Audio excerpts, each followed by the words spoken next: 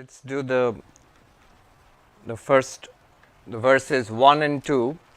Can you all hear me? Is this clear? Even at the back? All right. Let's do the verses 1 and 2, which are the invocations to God and Guru. Let's just chant it once more. I'll chant and you repeat after me. Sargasthiti pralaya hetum achintya shaktim. Sargasthiti pralaya hetum achintya shaktim. Vishveshwaram vidita vishwamanantamurtim. Vishveshwaram vidita vishwamanantamurtim. Nirmukta bandhanam apara sukhamburashim. Nirmukta bandhanam apara sukhamburashim. Shri Vallabham Vimalabodhaganam namami. Shri Vallabham Vimalabodhaganam namami. Yasya prasadadahameva Vishnu. Yasya prasadadahameva Vishnu. Mayyeva sarvam parikalpitam cha. Mayyeva sarvam parikalpitam cha. Itham vijanami sadatma rupam. Itham vijanami sadatma rupam. Tasyangri padmam pranatosmi nityam. Tasyangri padmam pranatosmi nityam. So we are studying Vakya Vritti, a text on Advaita Vedanta by Adi Shankaracharya, where we see a dialogue has been set up between the Guru and the disciple.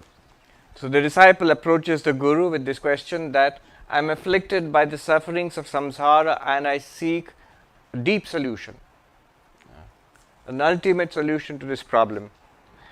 Please teach me. And the Guru says that you just have to understand Tattvamasi, and that will set you free from samsara. You are Brahman, and if you understand how you are Brahman, if you see that from that perspective, you are free of samsara. And then the student says, but I don't understand.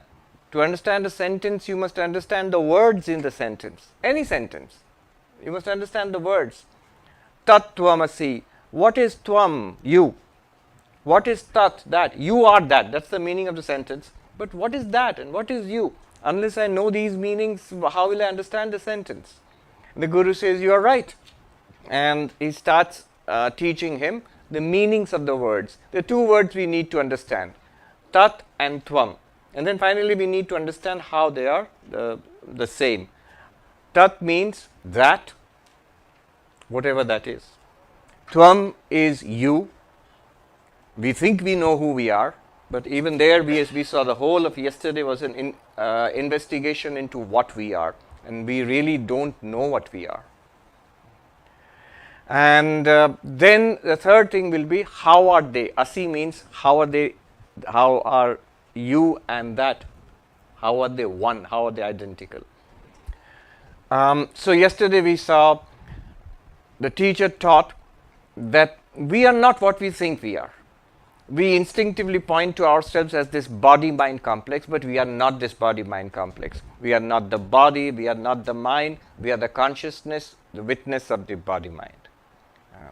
We are not if you want to be more fine-grained about it, take a closer look. We are not the physical body, Annamaya Kosha. We are not the vital body, Pranamaya Kosha. We are not the mental body, Manomaya Kosha. We are not the intellect, Vijnanamaya Kosha.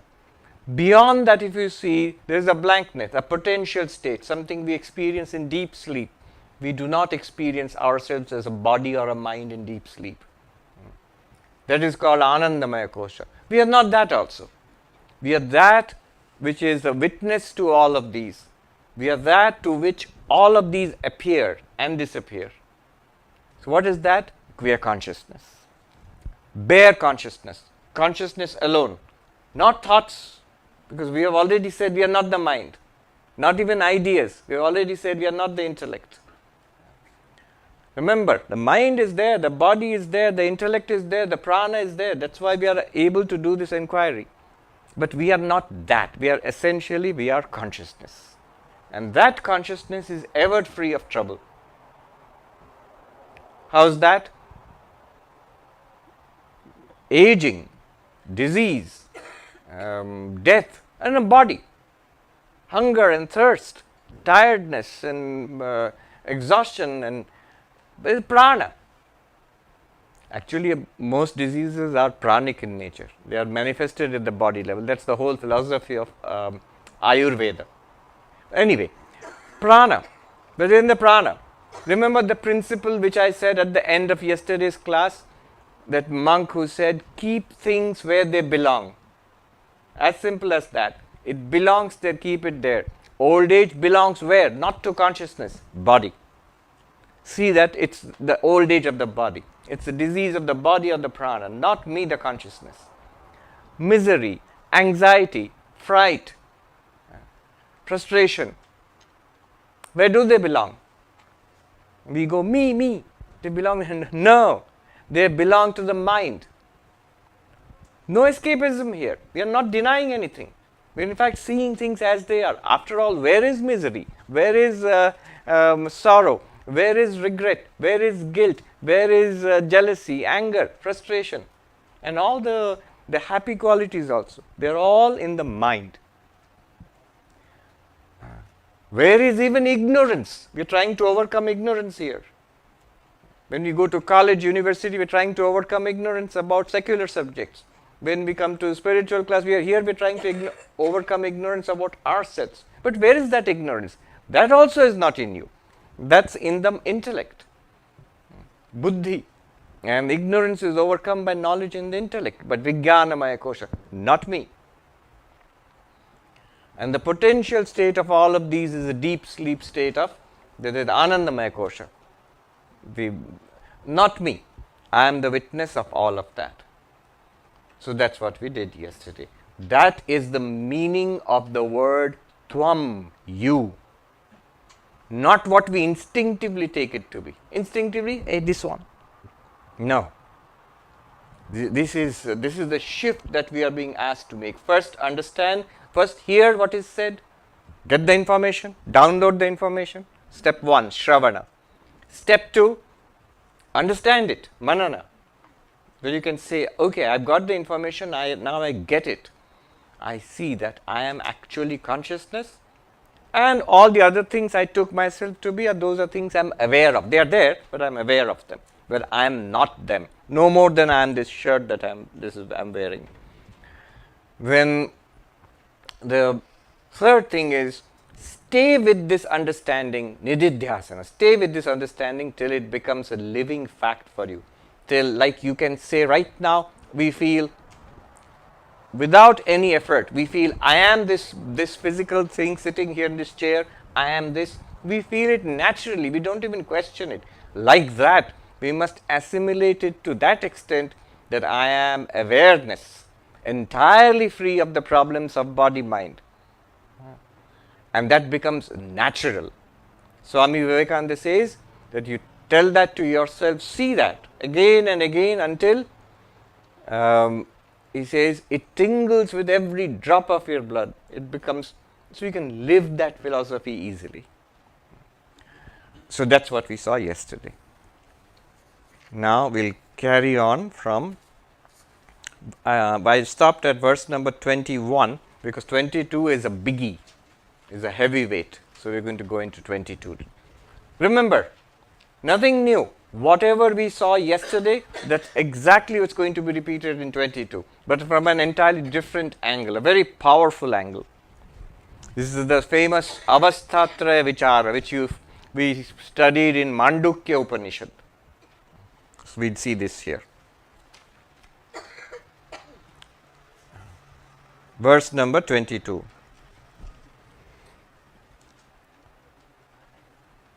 Swapna jagarite suptim Swapna jagarite suptim bhava bhavo dhiyam tatha bhava bhavo dhiyam tatha yo vetya vikriya sakshat yo vetya vikriya sakshat soham ityavadharaya soham ityavadharaya.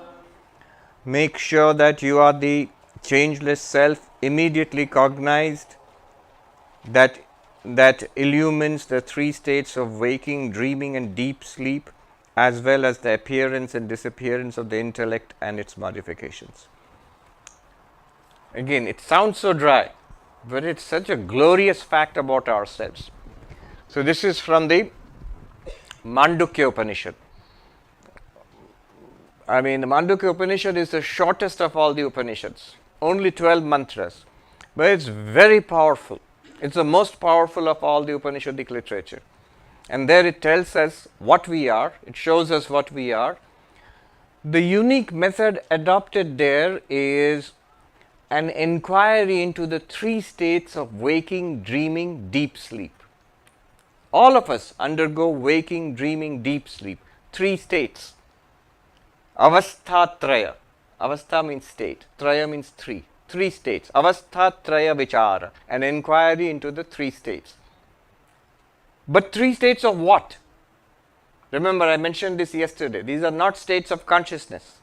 The states of mind. Yes. Good. That means people are following this carefully. It's so loosely people say, oh, Mandukya, the three states of consciousness. I mean, loosely you can say that, but as Vedanta students, we must be precise. These are three states of mind. Birth, youth, old age, even death. These are states of the body. Waking, dreaming, deep sleep are states of the mind. Consciousness is one and constant.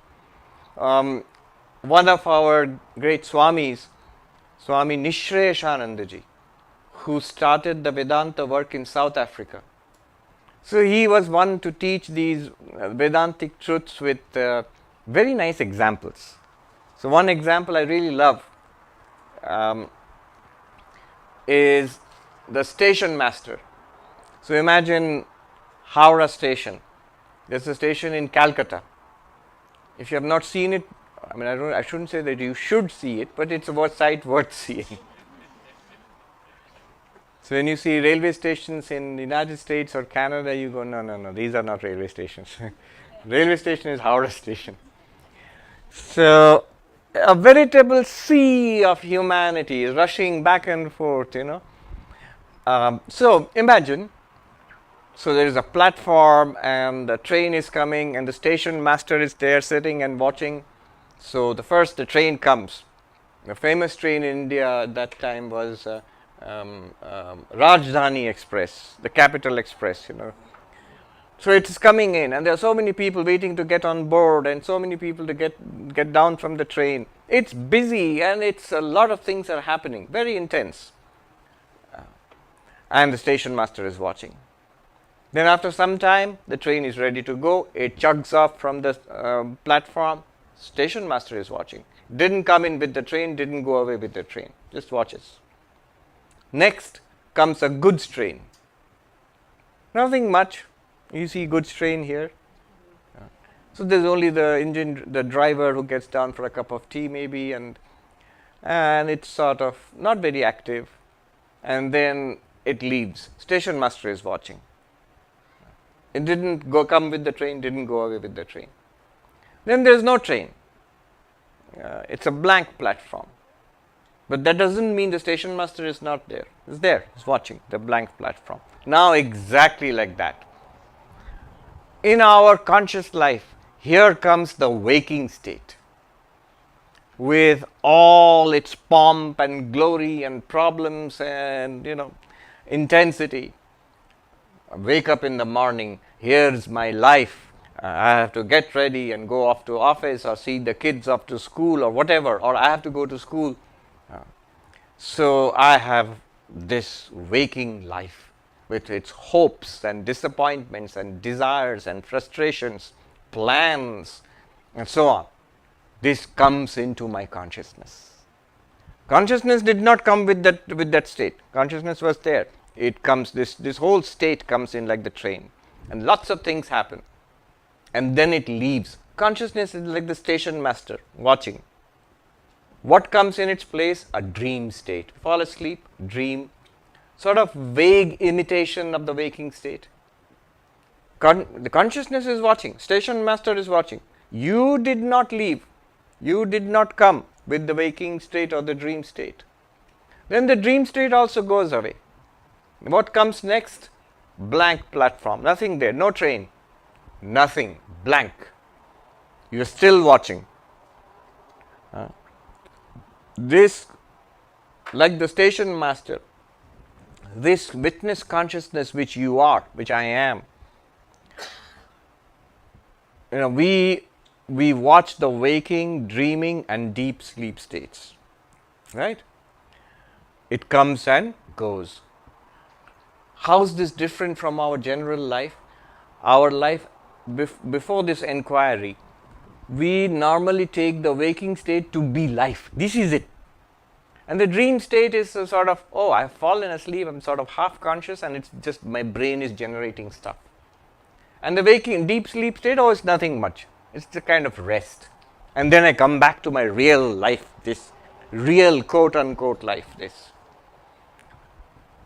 The Avasthatraya Vichara, inquiry into the three states, the Mandukya Upanishad says, your real life is you, consciousness.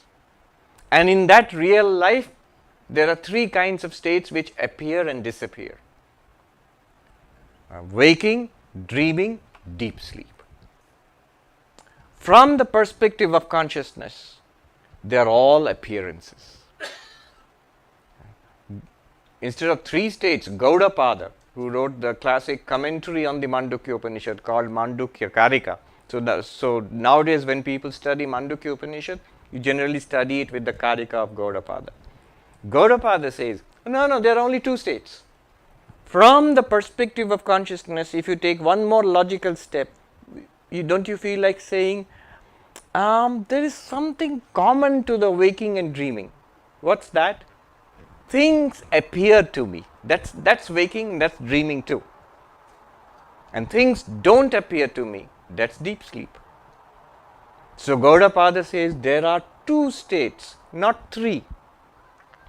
Two states, dreaming and sleeping. Dreaming is dreaming, waking is dreaming. So there is only one state, that is dreaming, which is both waking and dreaming are put in there. And deep sleep is sleeping. Why? Because in what's common to waking and dreaming is things appear to me. It's like a dream. And what's special about deep sleep? Nothing appears to me. It's like a movie is playing, a movie is switched off. That's all. You are consciousness. And not only that, a movie or a train in the station seems to be separate from the station master. But here, you are the only reality that is. And you appear to yourself as your waking state. You appear to yourself as your dream state. You appear to yourself, or you do not appear, as the deep sleep state. Appearance and non-appearance, both are experienced by you, the ever-present consciousness. The classic mantra in the Mandukya Upanishad, the seventh mantra, I think it's the most powerful mantra in all Upanishadic literature.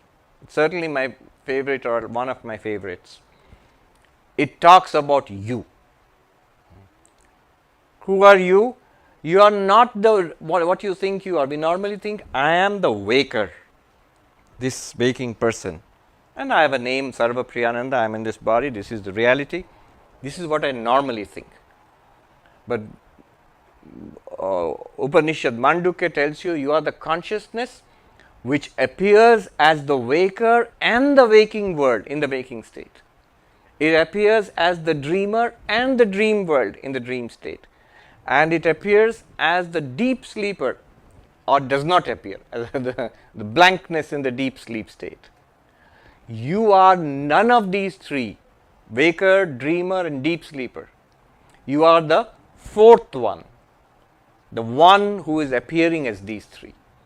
The fourth one in Sanskrit is called Turiya. Turiya. Turiya literally means four. That's all, just four. And what is this four? Are you a fourth one? Not actually fourth. Shankaracharya explains. This is a crucial point to understand. In Maya, counting in Maya, through appearance, it seems to be 1, 2, 3, 4. Waker, dreamer, deep sleeper, and the real you, fourth. But in reality, it's just one appearing as the three. It's like an actor appearing as the emperor and the prince and the beggar. Does three roles on stage. Dresses as the emperor, comes and delivers his lines, goes back to the green room. Dresses as the prince, comes and delivers his line, goes back to the green room. Dresses as a beggar, comes and acts as a beggar and goes back to the green room. How many are there? So, emperor, prince, beggar, 3. What about the actor? Oh, yeah, the actor, 4. There are 4. Really 4? Or how many are there? 1. Which is the one? Emperor, beggar, prince? No, it's the actor is the one. So, Turiya is the one reality. And it's non-dual because the other 3 are not really 3. They are not a second reality apart from the Turiya. I'll repeat. Turiya is non-dual because it's the one without a second. The waker, dreamer and deep sleeper are not really a second, third or fourth compared to the Turiya. They are the Turiya alone, the actor alone appearing in these different roles. What are the roles? Waker, dreamer, deep sleeper. So, this truth is taught in the 7th mantra of the Mandukya Upanishad. Let me recite it to you. It's very powerful, soaring, sublime. It goes like this. I'll chant it for you and then translate. Nanta pragyam na bahish pragyam na ubhayata pragyam na pragyana gharam na pragyam na pragyam adrishyam avyavaharyam agrahyam alakshanam achintyam avyapadeshyam ekatma pratyasaram prapanchopashamam shantam shivam advaitam chaturtham manyante sa atma savigneya. Wonderful. What does it say? It says, who are you? Who am I? You are not the dreamer. You are not the deep sleeper. You are not the waker. You are not some in-between state also. Neither sleeper, nor dreamer, nor waker. What is that? Well, I am high on weed or something. And you see guys, and every day I meet guys who are in Central Park in Manhattan. Especially in the evenings, you will find lots of people are high on weed there. And worse. So that's another state. But even that's not the real you. So is it, then do you mean I am something like all-knowing consciousness, like God, omniscient, knower of everything? Do you mean that? Are you talking about God? No, not even that. Are you talking then not conscious at all? Not waking consciousness, not dream consciousness, not deep sleep, then not conscious. Are you talking like I am like a stone or a piece of rock, nothing, no consciousness? No, not even that. Then it says, you are not an object of the sense organs. You cannot be seen, heard. You are the real you. The real you. It cannot be seen, heard, smelled, tasted, touched. Adrishyam. It's not an object of the motor organs also. Agrahyam, that means you can't catch hold of it. You can't walk to it. I am going on pilgrimage to Banaras or to Haridwar, Char Dham in the Himalayas, or to Makkah or Jerusalem. I am going on pilgrimage. Can you go on pilgrimage and catch hold of the? No. Then can you infer it? Like our scientific knowledge, you get data, make a hypothesis, match that, and come to an inference conclusion? No. And why not? And all these, there are reasons for it, but I'm not going into that. I'm just translating it for you. Can we at least speak of it? No, it is beyond language. No words can refer to it directly. Indirectly they can. We will see how.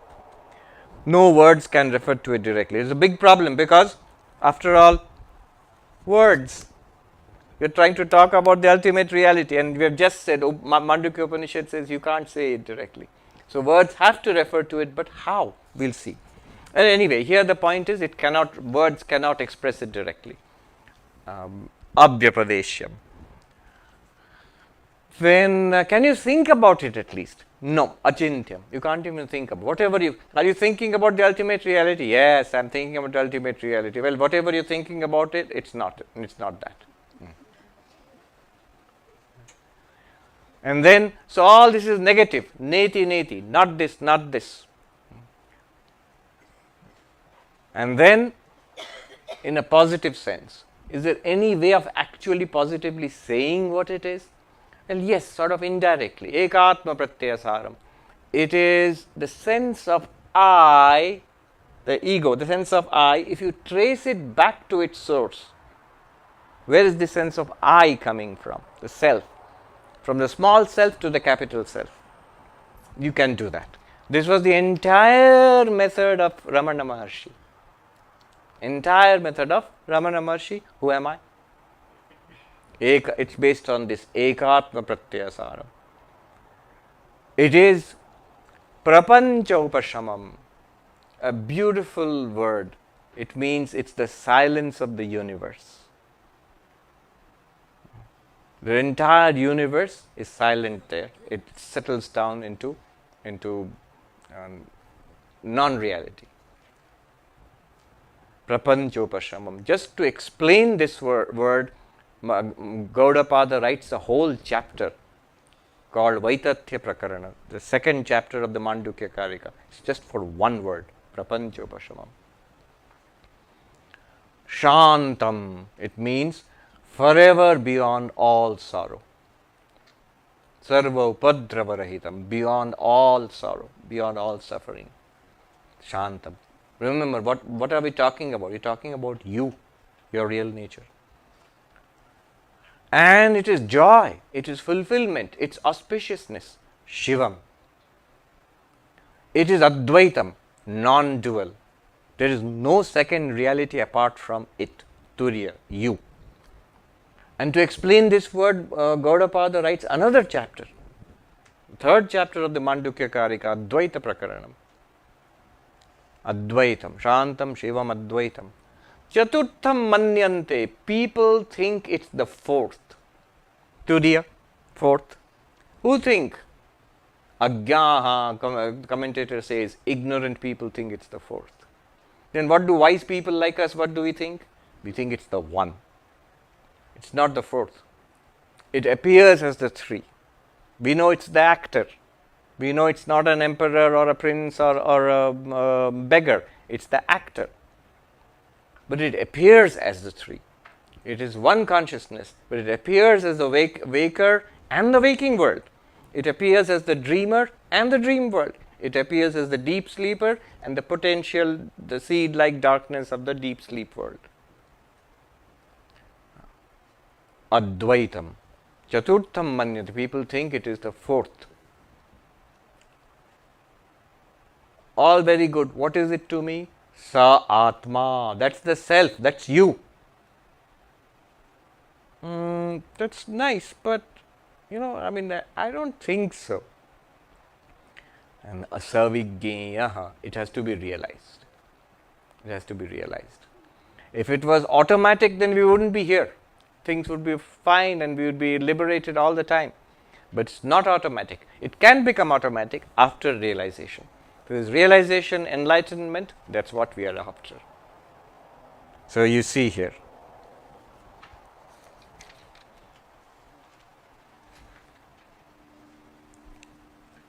Swapna jagarite suptim bhava bhavo dhyam tatha. Yo vetya avikriya sakshat. The one without any change. I'm reading 22nd verse. Without any change whatsoever. One changeless awareness. Like one steady light who illumines. Swapna, dream. Jagarita, waking.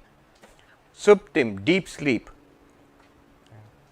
Bhava bhava, dhyam, the activity and the absence of activity of the mind. Both are illumined by you, consciousness. See, we identify ourselves as activity of the mind. So the moment the mind is inactive, in deep sleep, for example, to us, from the waking state, it looks like nothing, just blank. It's almost like I wasn't there. In order to not appear foolish, we have to say, yeah, I was there in some sense. Otherwise, we'll have to say that every time we wake up, we are new. Every time we go to sleep, we are dead, gone. But nobody says that. We instinctively feel somehow we are there, so that we come back when we start thinking again. I had this interesting experience. We were studying Descartes' meditation, first meditations, at Harvard University in the philosophy department. And Descartes says, cogito ergo sum, the famous conclusion, I can doubt everything, but I cannot doubt my own existence. Why cannot I doubt my own existence? I think, therefore I exist. Even to doubt that whether I exist or not, I have to think that, do I exist? Maybe I don't exist. By that very doubt, I prove my own existence. The thinker of the doubt, the doubter must be there in order to doubt.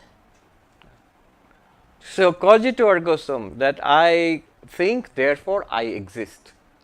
Now, you know what Vedanta would say, I exist, therefore I think. Just right now, Shankaracharya said, bhava bhavo dhyam tatha. You, the one changeless awareness, consciousness, you illumine the thinking of the mind and the non-thinking of the mind. So, I asked the professor, suppose Descartes does not think. I think, therefore I am. Suppose Descartes does not think. For example, Descartes falls asleep. So, has Descartes disappeared? If you say, yes, I think, therefore I am, so I don't think, therefore I am not. So, if you disappear, if Descartes disappears every time he falls asleep, then every time he wakes up, an entirely new Descartes has come. No, that can't be true. So, I am that which illumines the activity. Of course, Descartes meant that only, but anyway, this makes it clearer. I am that which illumines the activity of the mind and the inactivity of the mind, the waking and dreaming of the mind and the deep sleep of the mind. All are illumined by one consciousness. Soham, aham brahmasmi. That Mandukya Upanishad itself says, I am Atma Brahma. This very self is Brahman. All right. Avadharaya. Not just chant it, not just listen to it, but not even just understand it. Assimilate it so that it becomes your worldview and self-view. Like, he says, a pot, our familiar pot again. The pot is back. The pot is illumined by the light. Therefore, the light is distinct from the pot. Pot doesn't come with its own. The light is not integral to the pot.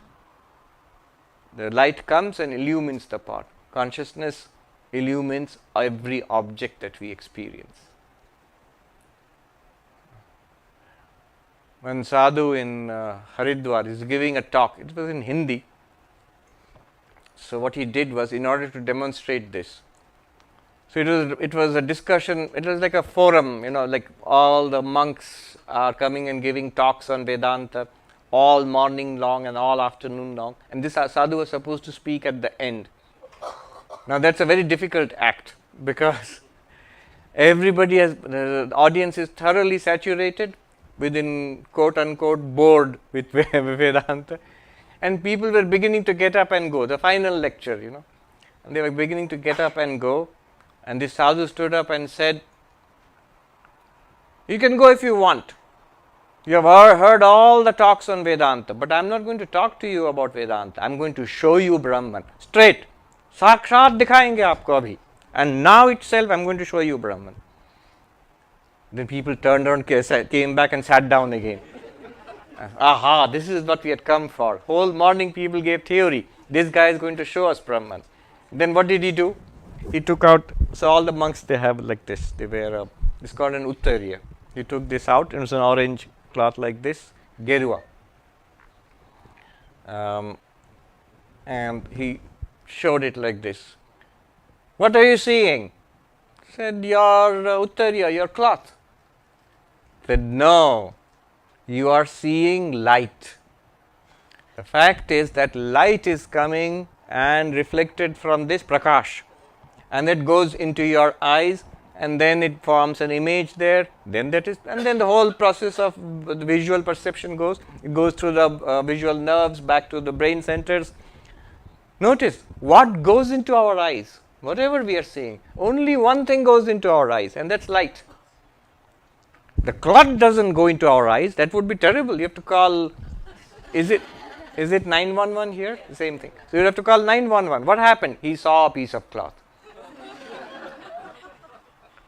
What's so terrible about that? The cloth. If the cloth goes into my eyes, I look at the tree and the tree goes into my eyes, it will be terrible. The only thing that goes into our eyes is light. Whatever we are seeing is illumined by light, and the light comes to us and it creates an image in our retina, and then at that time even light is not there, and then the image is again converted into tiny bursts of electricity racing out through our optic nerves into our brain centers. Not a cloth, not even light, not even image, electricity. Very mild bursts of electricity racing to our optic nerves to the brain centers. From there, something more miraculous happens. It's presented to the mind as a cloth. Cloth akara vritti. Vritti means modification of the mind in the form of a cloth. There is no actual cloth in the mind. It's the mind itself, but which is having a representation of this. And then something even more interesting takes place.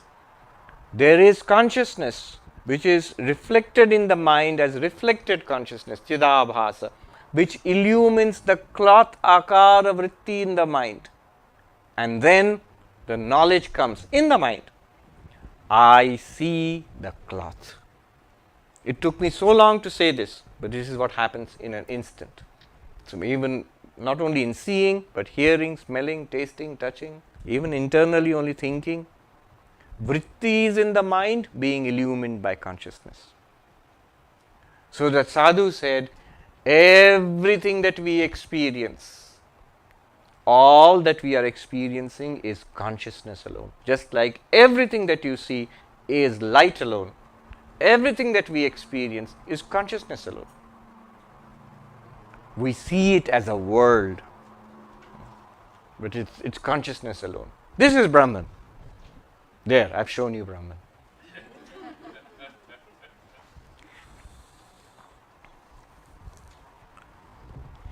Now, so basically here he has summed up whatever we talked about. Now, switching subjects.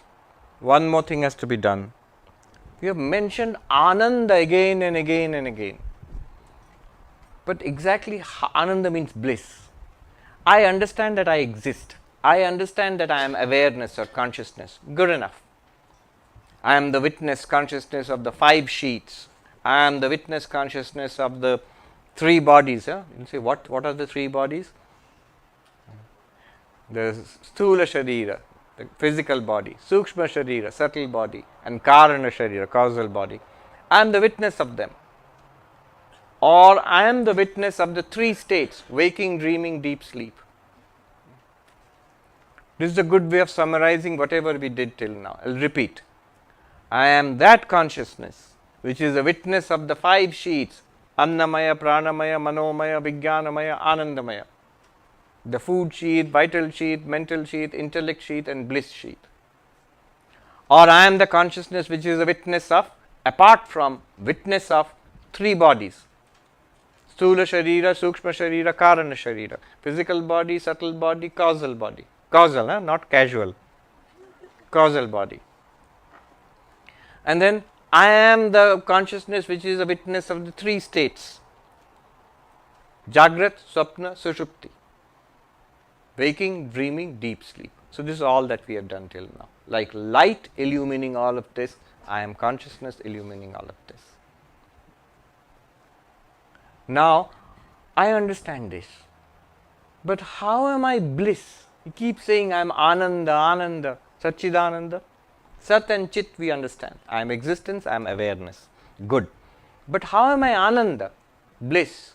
We are coming into that now. 2 verses. Putra vittadayo bhava, putra vittadayo bhava, yasya sheshataya priyaha, yasya sheshataya priyaha, drashta sarva priyatama, drashta sarva priyatama, soham ityavadharaya, soham ityavadharaya, para premaspadataya, para premaspadataya, manabhuvam aham sada, manabhuvam aham sada, bhuyasam iti yo drashta, bhuyasam iti yo drashta, soham ityavadharaya, soham ityavadharaya. Do ascertain the fact that you are the one with the seer, the dearest of all, for whose sake persons and things such as children and wealth are dear, and with regard to which there is the earnest desire, may I, the object of supreme love, always be and never cease to exist. Okay. Here he is proving by 2 arguments. He is giving us 2 arguments to show that you are Ananda. Which you? Consciousness, Drashta, pure consciousness. That you are bliss also. You are Sat, Chit, bliss also, Ananda. And he is going to do this through argument. There's a strange way of thinking about it, but try to see what he is saying. It's pretty interesting. What are we trying to prove here? We are trying to prove that you are the most loved, you are the source of the greatest happiness, and you are the source of constant happiness. Ananda, greatest happiness, constant happiness. You are never the source of unhappiness for yourself, and there is no greater source of happiness than you yourself. How will we prove that? He says, all right, so this is the logic. Let me just explain the logic to you. You find these 2 points raised, these 2 arguments raised in Panchadashi, chapter 1. Same thing. So, Vidyaranya has borrowed from Shankaracharya here. The argument goes like this. If something is loved for the sake of another thing, that other thing is loved more than the first thing. I will repeat this. If you love A for the sake of B, then you love B more than A. So, like a good example is a mother who loves the toys with her, her baby plays with the toys. She loves the toys, and she loves the baby also. Why does she love the toys? Because of the baby, because the toys are beloved to the baby. So she loves the toys for the sake of the baby. Whom does she love more, the toys or the baby? This is a silly question. The toys are loved for the sake of the baby. The baby is certainly loved more than the toys. Now, so what? He says, I am going to show to you the self, you yourself, Everything is loved for your sake, but you are not loved for the sake of anything else. If you love something else for the sake of another, that one is loved more than the first one. Since you love things in the world, but they are all loved for your sake, and therefore you are loved more than anything else. How? Prove it. So, nice example of a young man who said, who had a very good job. He said, I love my job more than anything else. Really? You love your job more than anything else? Yes. All right. In that case, you can do the job, but you won't be paid. No, no, no, no, no, no, no.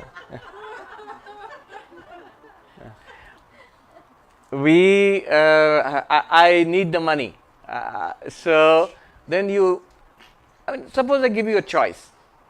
You have a job and you are getting money for it. Great. I have no doubt that you enjoy doing the job, but you get the money, you enjoy that. Suppose you're forced to pick one or the other. You can have all that money without doing anything, or you can do the job but you won't get any of the money.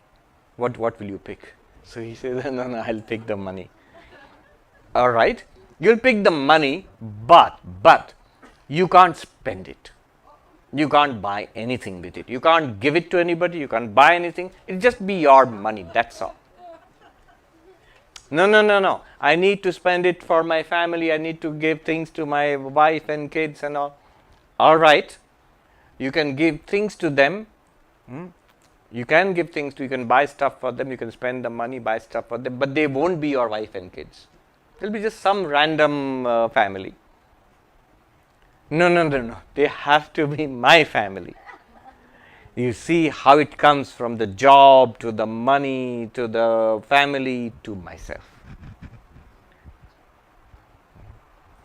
Now this might sound very selfish, and it would be selfish if you had not gone through this process earlier.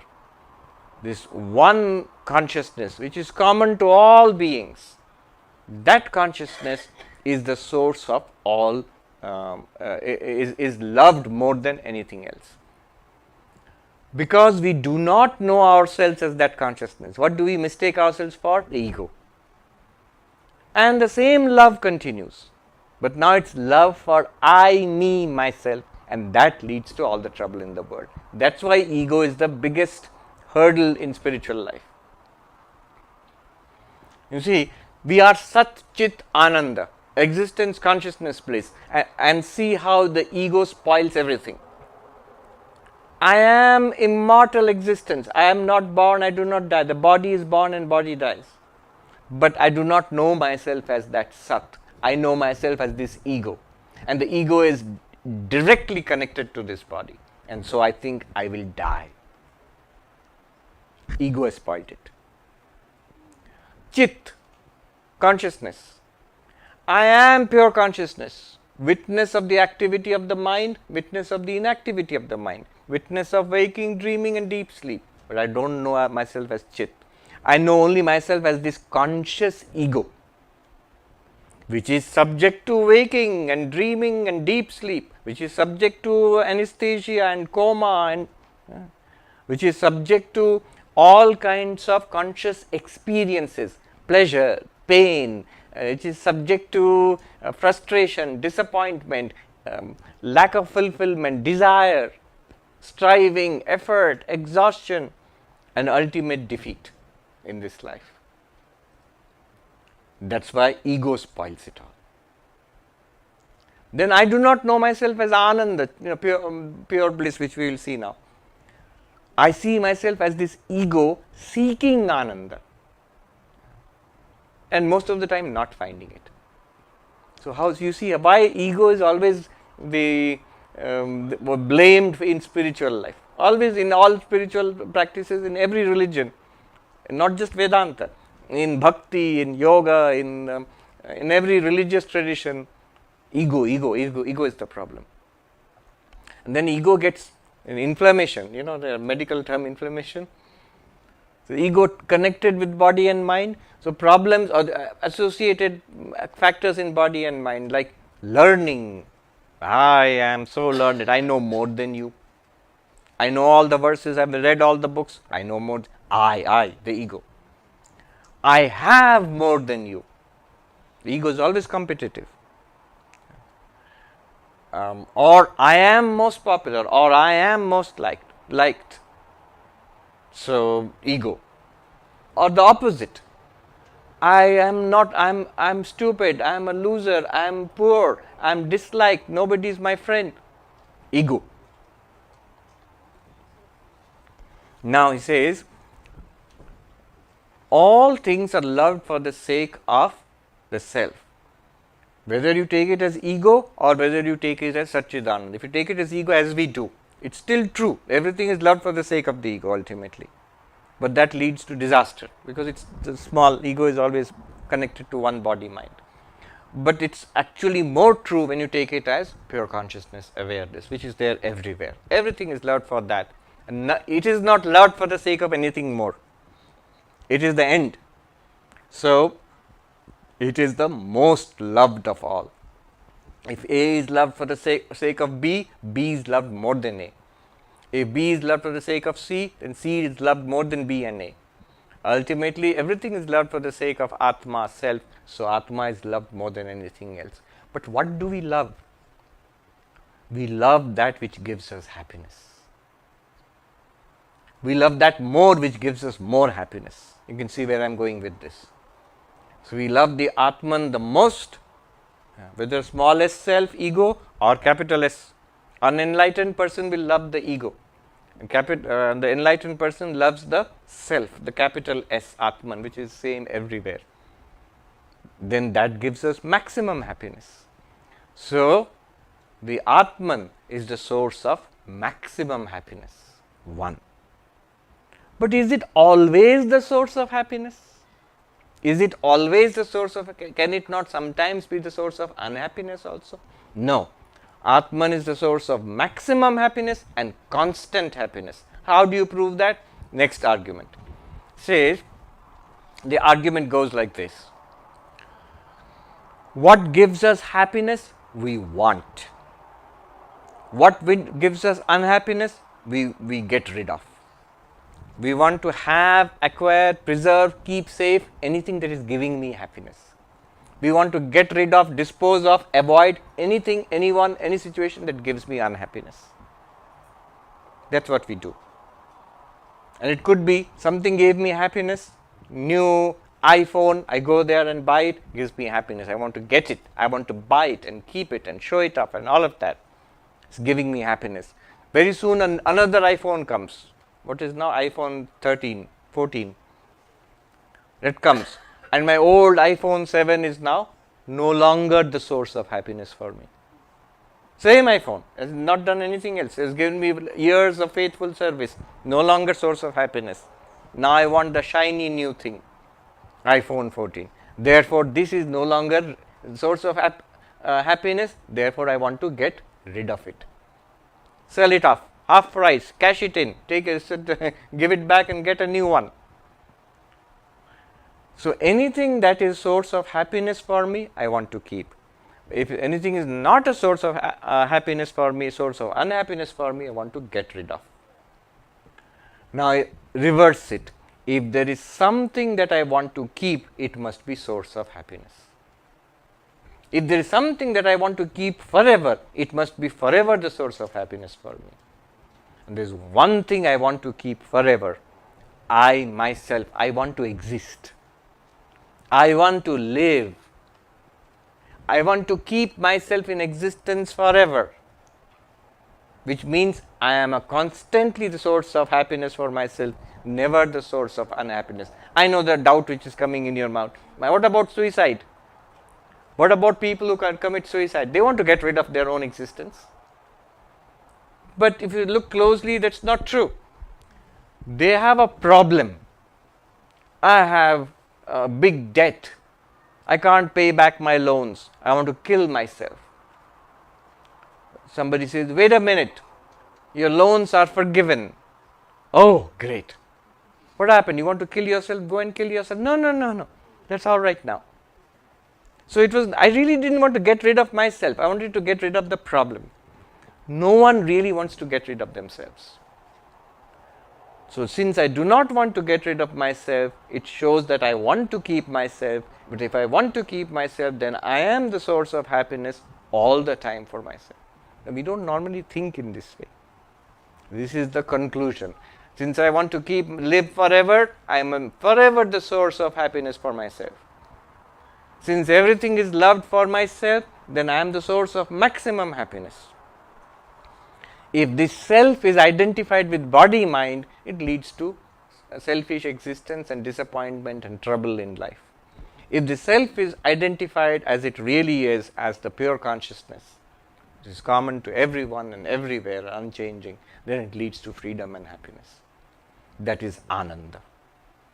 One more point here, then I am done for this session. Okay. Ananda, bliss, is not a feeling. This can sound mystifying and disappointing for some people, because we want happiness as a feeling. I want to feel happy. No. Ananda is not a feeling of happiness. It's exactly the same for Sat and Chit. Sat, existence, is not an existing thing.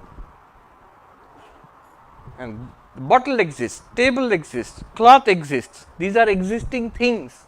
They come into existence, they exist for a while, they change, they degrade, and they die, or they are destroyed. Living beings are existing things. They are born and they age and they die, they go away. But existence, Sat, is not a thing which is born, existing and going away. It's always there. It's like the gold. You can melt it and make it into a necklace. You can melt it and make it into a ring. You can melt that ring and make it into a bracelet. Many names and forms come and go. It could just be a lump of gold for all you care. But the gold as gold is constant. Similarly, but the ornaments come and go. Similarly, there is something which is common to all existence, as all existing things, as existence itself, like the gold in the ornaments, like the clay in the pots or water in the waves. Similarly, existence itself. But existence itself is not an existing thing, just as gold itself is not an ornament, but it is the reality of all ornaments. Similarly, Chit, consciousness, is not a conscious experience. Our thoughts, emotions, ideas, pleasures, pains, desires, these are all conscious experiences. Perceptions, these are conscious experiences. They come and go like flashing light. But what makes all of them possible is this one uniform radiance behind everything, which we saw yesterday and today, consciousness itself. But that consciousness itself is not an object, is not a conscious experience, one particular experience divorced from all others. Just as gold is not one ornament different from other golden ornaments, it's common to all golden ornaments. Similarly, consciousness is common to all conscious states, waking, dreaming, even deep sleep. Similarly, Ananda is not a particular kind of pleasure. There is a pleasure of eating a cookie, and there is a pleasure of listening to classical music, there is a pleasure of reading a book, and the pleasure of learning Vedanta, and the pleasure of becoming enlightened and realizing I am Brahman. No, not like that. It is the one joy, the one fulfillment which appears as all limited pleasures. Shankaracharya says, within you is the ocean of unlimited bliss, the spray from which people in the world are mad after. We are madly running after just spray from that unlimited ocean of Ananda, which is our very nature. It's already there. It's coming out in front of us. I am running. Cookie, music, friends, games, money making, Facebook likes, and so on. They are all like little things coming from that endless reservoir within us. I think Rajanikanth's song is there. That people of the world, my Lord, they are sitting on the beach next to the ocean of nectar, and they are dying of thirst. They dig in the ocean for a drop of water. They dig in the sand. They dig in the dry sand for a drop of water. Never once do they turn around and look back into the ocean of nectar which is right behind them. I've forgotten the Bengali lines. So, this is Ananda. You are Ananda. You are Chaitanya. You are Sat. Sat Chit Ananda. Then, number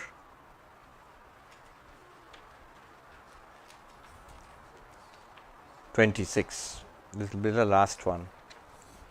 Ya sakshi lakshano bodha. Ya sakshi lakshano bodha. Tvam padartha sa uchyate. Tvam padartha sa uchyate. Sakshitvam bodhritvam. Sakshitvam api bodhritvam.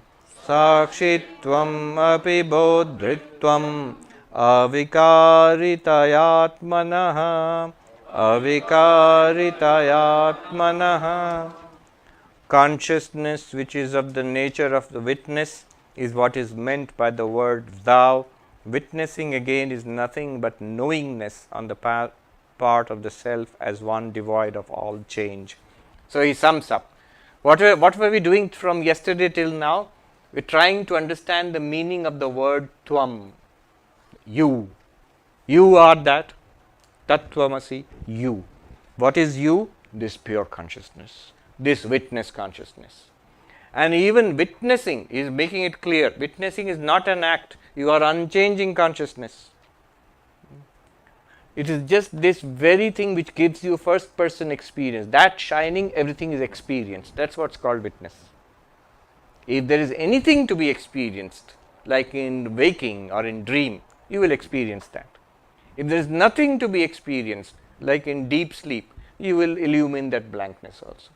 And that is not an act, it is what you are already. It's like the sun is illumining the earth, and every little piece of grass.